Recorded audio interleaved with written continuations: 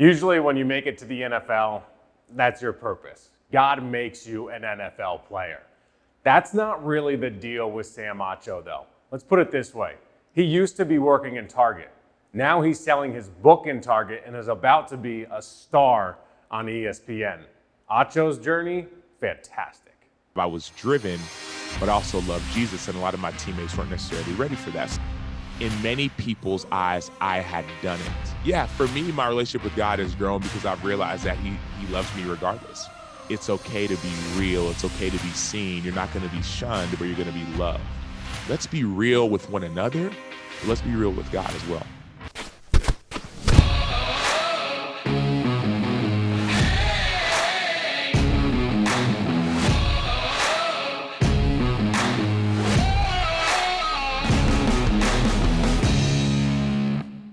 So we're now joined by Sam Acho. Sam, man, I love your story. The more I researched you, the more I fell in love with your story. Your book is incredible.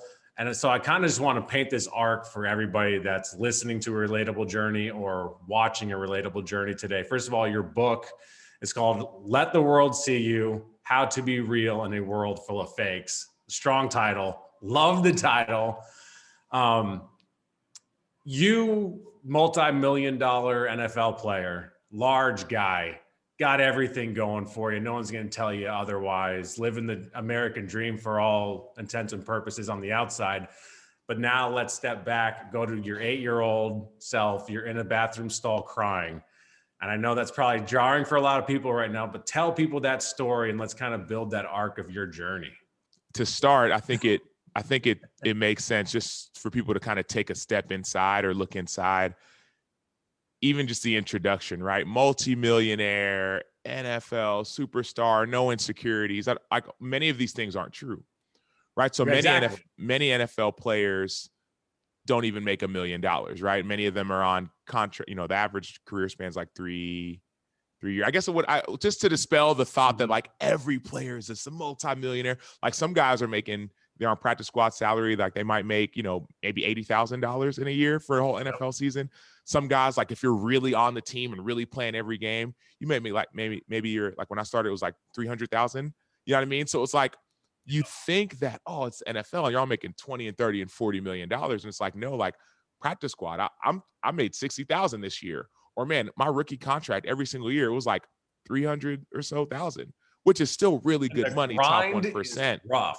Right. It's still top 1%, but it's not like the whole people think, man, you could just live and go and be free from the money aspect. But then there's also the confidence aspect. It's not like these guys are just sitting there like, I'm the biggest, fastest, strongest. Like you kind of got to believe that to get there. But in so many ways, whether it's on social media or with coaches or with fans or with friends, in a lot of ways, you're constantly being torn down. And so it is there's some difficulty there. And this is not a pity party by any stretch of the imagination, but more so just to get people, get their minds inside of what it may be like when you see someone who has all this fame or perceived wealth or all these things. And it's like, hey, it's not always everything it's cracked up to be.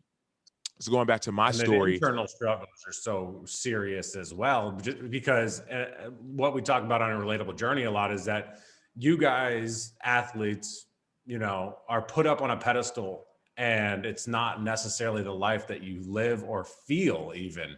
And I thought that's what was so interesting about your journey, is that you're willing to talk about those struggles versus living the Instagram life, if you will. Yeah, no, definitely. And I think the fact of the matter is everyone goes through something. Everyone goes through something. And for me, with my journey, it kind of started, I was probably 13 or so, 14. At least this is how the book starts, right? So as people walk into my journey and to let the world see you, it starts as a 12, 13-year-old kid who was getting laughed at, getting talked about, getting made fun of, getting picked on. And a lot of us are met with a situation like this: fight, flight, or freeze. What are you going to do when the rubber meets the road? And for me, though I was a bigger kid on the outside, internally, I was still growing, still trying to figure out who I was. I was 12, 13 years old. And so fighting wasn't my initial reaction, nor was freezing. So my reaction was flight, right? I would go when I would hide. And what I did is after getting talked about and made fun of, the backstory is my dad, he does business, he's a marriage counselor, but he also was a pastor at this really big church. So he was really, really well known. And I was this awkward tween going through puberty and growth spurts and self-conscious. And all of a sudden at this youth church service, I was getting noticed, but for all the wrong reasons. I was getting noticed because I was, the outfit I was wearing, people were making fun of it and all these things. And all of a sudden the phrase was, "Oh, you don't know who that is. Like, his dad's this huge pastor at this church." And so I felt this sense of shame. I'm letting people down. And so I didn't know how to respond. And so I just, after they turned around and focused back up at the front of the service, I got up, I walked to the restroom stall. I didn't cry. I didn't know, it wasn't like a feeling of let me cry and be sad. It was like that just felt uncomfortable. And I want to go somewhere where I feel more safe, and not from physical harm, but just emotionally safe. And so I went there and I sat there. I sat in the stall. I had a little Game Boy, those game consoles. I think I had my Game Boy with me. And so I just sat in the stall and just started playing my Game Boy, playing Pokemon Red or Blue or whatever, in order just so that time would pass, so I wouldn't have to see those people again. And so after about, I don't know how long it was, half an hour, I don't know, maybe a little shorter, I went back and to the service. And by that time, because those were older kids, seniors, 17, 18-year-old kids, we were all together for about half of the service. And so after that half ended, they went to their class and I joined up with my 7th grade kids, and it was all fine and great. But week in and week out, I didn't want to go through that experience. So even then I'd walk in, parents would drop us off, I would kind of say hi, and maybe I would see somebody who made fun of me before, and I'll just hop over to the restroom stall and just hang out. Right? I wasn't crying or scared. I was just like, well, I don't want to deal with y'all. And I thought that was a temporary solution, right? It's like, this is, I won't be here forever. Well, fast forward, I was 13. Now I'm 31, 32 years old, and played the last 9 years in the NFL, and know when situations like those arose where the shame ensued, or fear, or guilt, or any of these emotions came, I wouldn't go to a restroom stall and play my Game Boy, but I would hide within myself. I wouldn't show people the real me, whether it was the guy who loves learning, or the guy who loves Jesus, or the guy who loves just sitting and listening and relating with people. I wouldn't always want to show that person because I wasn't sure the reaction that I would get. And so that's a little bit of my journey. But even I think the bigger picture is that it's everyone's journey. We all, in some way, shape, or form, are going through something, and we're searching for some sense of security.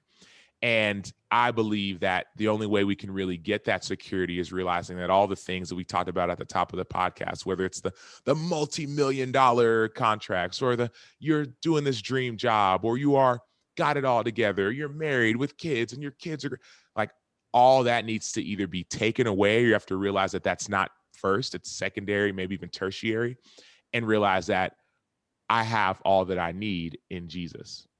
So when did you get comfortable enough in your relationship, I assume with God, is what made you comfortable enough to either go to therapy or to admit that, like, hey, it's all right. I either emotional, I'm either, whatever it might be that you really reconciled with.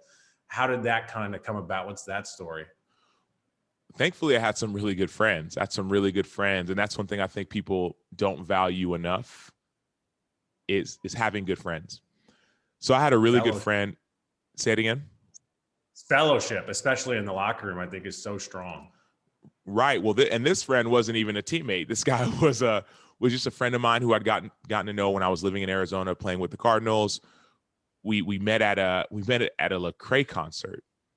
And for those who don't know, Lecrae is this Grammy-winning award rapper, artist, producer, author. And so I was at this concert with a bunch of my teammates, and we get a chance to go backstage to go meet Lecrae. And it was like, oh, nice, we're going to meet this superstar guy. And he happened to be a Christian. Lecrae's a Christian as well. So like, this is great. And so as I'm waiting in line to say hi to Lecrae in the back after the concert, I'm waiting. It's him and this other guy named Tadashi, who's another producer, artist, writer, great, that makes great music.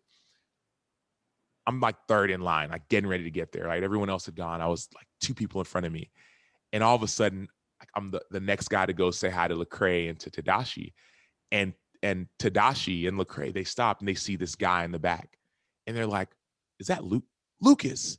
Lucas, what's up, man? Hey, how you been?" And they ignore me in a lot of ways and like embrace Lucas. Oh, good to see you, whatever. Lucas is like a tall, just a random like tall white guy. Like I don't even know, like, are you an athlete? Are you a music guy? What do you do?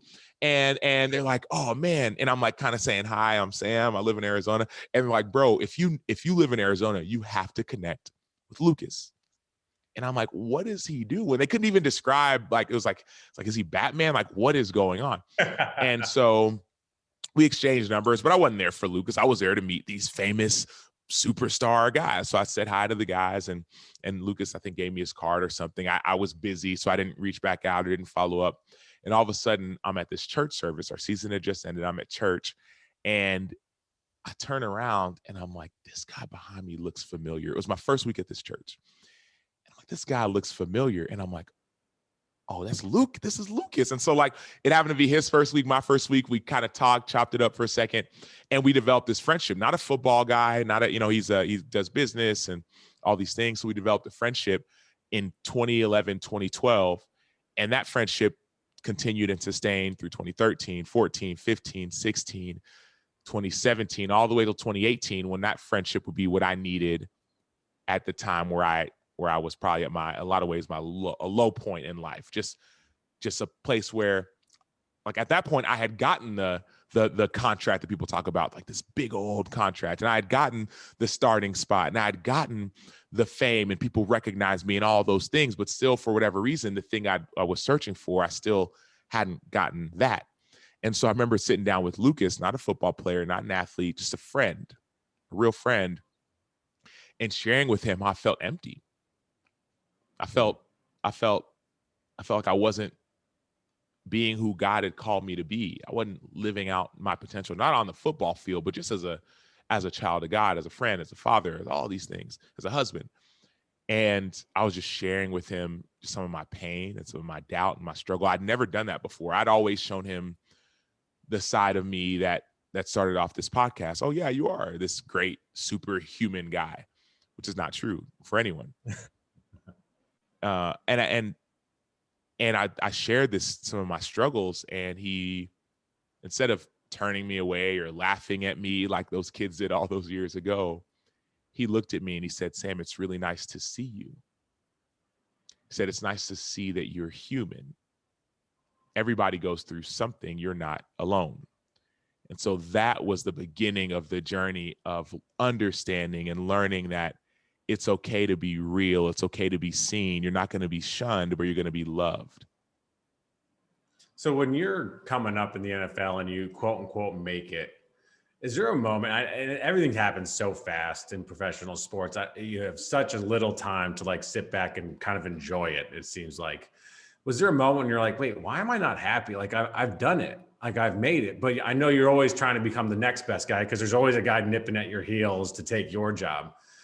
Was there ever a moment where you're like, wait, this doesn't make any sense? My rookie year,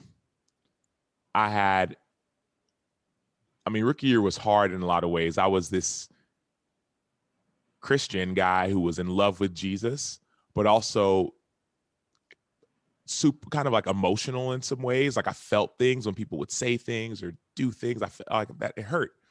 But also I was a fiery competitor. So I'm trying to win at all costs. And so it was an interesting conglomerate of a person, right? Like this kind of sensitive in some ways, guys, but a guy who wants to compete and win and will do whatever it takes to do that. You don't make it in the NFL and make it at the University of Texas and go to national championships and play for 9 years without having that kind of drive. I was driven, but I also loved Jesus. And a lot of my teammates weren't necessarily ready for that. So there was that struggle on the spiritual side. There was also another struggle from the side that I was a competitor and I am a competitor. So I wanted to be on the field. Our team was struggling. We started off my rookie year, we were 1-6 or 1-5, and I wasn't playing. I'm sitting here looking at the guys in front of me They were loafing. In football, we call a loaf like you don't really run to the ball, or you're kind of just out there cruising, or some people call it making business decisions, right? Turning down a big hit. Yeah. So Got a I'm family to looking, feed. and I'm looking, I'm like, guys, put me out there. Put me out there, but I'm a rookie, and you got guys who are 9 and 10-year veterans, guys who, had great careers in the past. Put me out there. And I remember being so frustrated and so upset, and not confused, but just pissed off, because we were losing games. I was dominating in practice. The few plays I had, I played really well. And the guys in front of me were struggling. Coach, put me in the game. The night before the game, we were in Baltimore getting ready to play. And I think that's probably why Baltimore is one of my favorite cities in the States. My coach taps me on the shoulder at our pregame meal and says, "Hey, Sam, you're starting tomorrow." And I'm like me, Sam, or like the others? No, you're starting tomorrow. And I didn't know, like, do I call my dad? Do I call my mom? Like, what do I do? I don't even think I told anybody until like right before I went to sleep. I texted my dad, like, I'm starting, because I didn't want to freak anybody out, freak myself out. And so the next game, right? And then the game before, I only had 3 plays. We played the Steelers, had a sack on Ben Roethlisberger. Well, the Ravens game was that week that I started. Sack, forced fumble on Joe Flacco. The next week, we played the St. Louis Rams when they were in St. Louis at the time. Sam Bradford was just the first-round pick, $50 million guaranteed, 2 sacks, and a forced fumble and a fumble recovery against Sam Bradford. The next week, we were playing another team, sack, fumble. I mean, it was just on and on and on. And all of a sudden, as a rookie who hadn't even played the first 6 games, all of a sudden, I tied the rookie. I was a sack away. I had tied the rookie sack record for the Cardinals. I tied the record. Say you had 7 sacks your rookie year. 7 sacks my rookie year. Tied the sack record for the Cardinals. Didn't play half the season. It was the last game of the season. We were playing the Seattle Seahawks in 2011, the year before Russell Wilson got there. And so Tavares King, I believe, was a quarterback. And I guess I was a sack away from the record, right? So I was 1 sack under from tying the record. And I remember being in that game, and I was so upset because a few plays earlier, I was running down on the punt team, and one guy had hit me late, and the ref didn't call it. And he hit me late, and it's one thing to be hit late. That's one thing. It's one thing for the ref not to call it. That's the second thing. But the ooh and ah from the crowd when I got blown up and lifted off my feet was one of the most embarrassing moments of my life. And I was heated. So upset because it was a late hit. If I would have seen, I didn't see him. If I would have seen him, and all of a sudden the crowd's like, ooh, and they're all looking at me. And so I was so upset. So like the next series, I'm on the field. I get my helmet on. I sack, forced fumble on Tavares King. I tie the rookie sack record. We're walking. It's right before halftime. We're walking off the field, and I'm with one of my good friends. He was a groomsman in my wedding. Now he's a Pro Bowler, Walter Payton Man of the Year, future Hall of Famer Calais Campbell. We're walking off the field. All I remember is the crowd in the stands, the screen having my picture, and the PA announcer on the loudspeaker saying, "Congratulations to Sam Acho for tying the Arizona Cardinals rookie sack record." And they're saying that, they're singing my praises, crowd's cheering. Calais is next to me like, man, this must be awesome. And I was just pissed. I was just heated because I got embarrassed by the guy that played before. And so talking about a moment of making it or living in the moment or looking for something that we already have or trying to get all this affirmation, in many people's eyes, I had done it. But in my emotions, in my heart, I was still that little kid that didn't know how to handle his emotion. So I just got angry. And if I didn't know how to, as I mentioned, either I would hide or sometimes on the football field, I would just get so dialed in and I would take it out on an opponent. And not in, I don't think in an unhealthy way. I got to go back and talk to the counselor and see what he thinks. But the moment that I go back to when I think about this idea of we are all looking for something. And if we don't realize that we already have it, which is like the love of God, we're going to keep on searching and we're never going to get it. God had loved me when the crowd was laughing. He loved me when the crowd was cheering. He loved me in the restroom stall at 13 years old when I was hiding. And he loved me at the national championship game at the University of Texas in front of hundreds of thousands. And millions watching on TV. That God loved me when I was born. He's going to love me when I die. He loved me when I was young. He's going to love me when I'm old. He loved me before I was married with kids. He's going to love me after marriage and the kids go on and graduate and do that. That same God, that same love is what we all have and what many of us fail to realize that we need.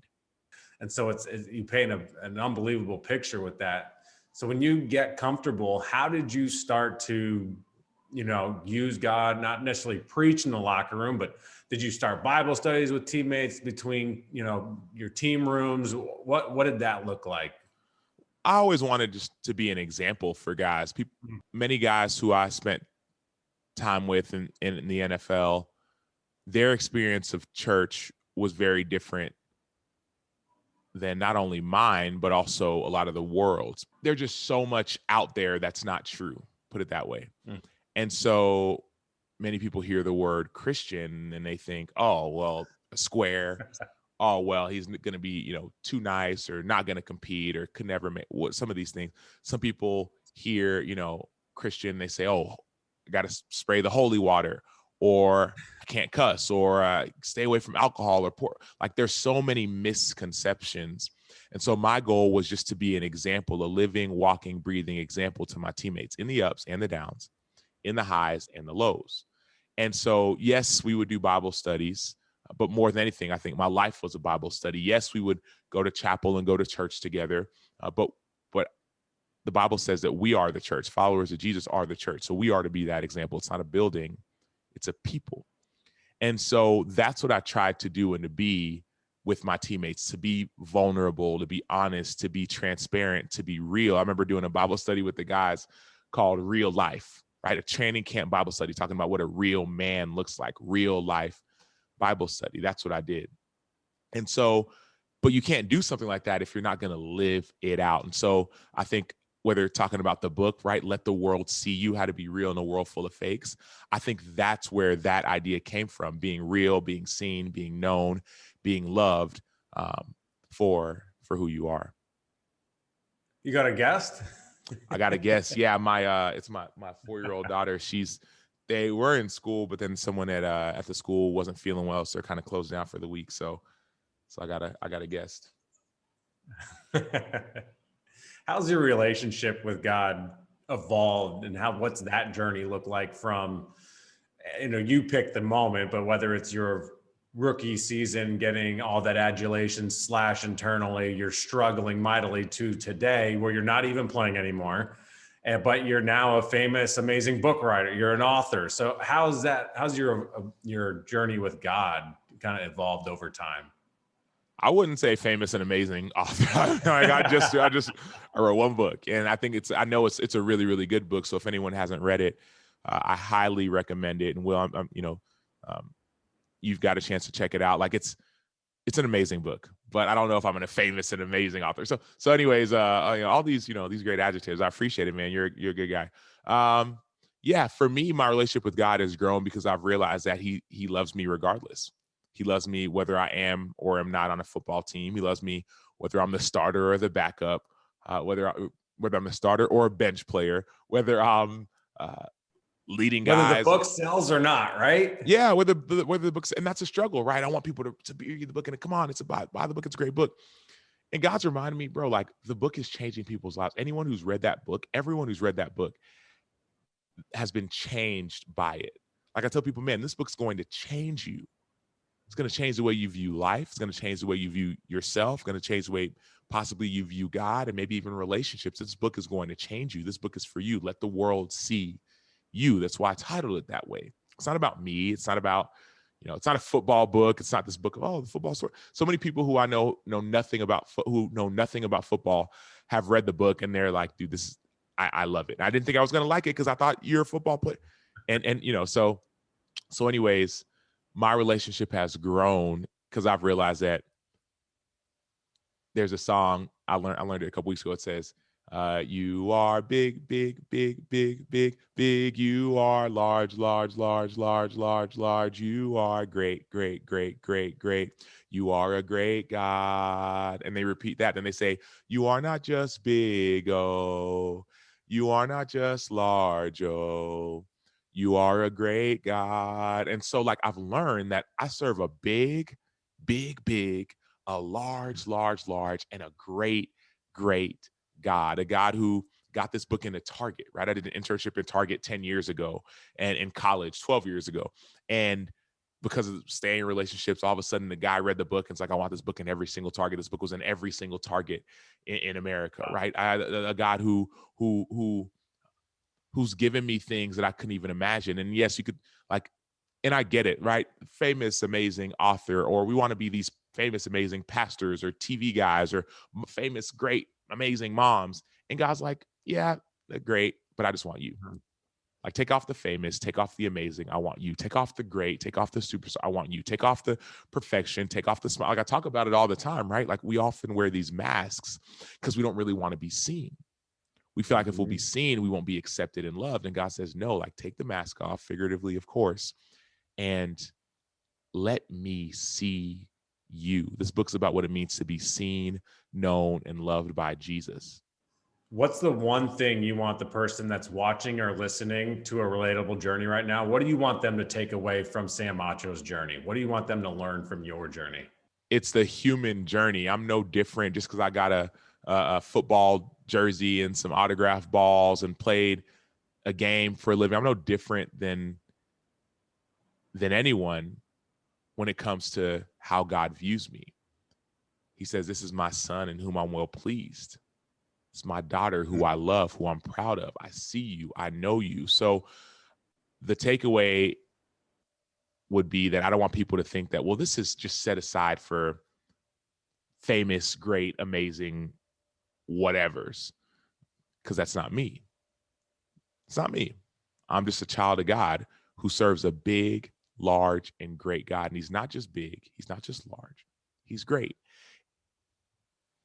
And he's great enough to look past our masks and past our pretending and see us for who we really are, young and old, from the beginning to the end, right? He's the Alpha, he's the Omega, he's the first, he's the last. He was there at our lowest points. He was also there at our highest points, and he'll be there every step in between.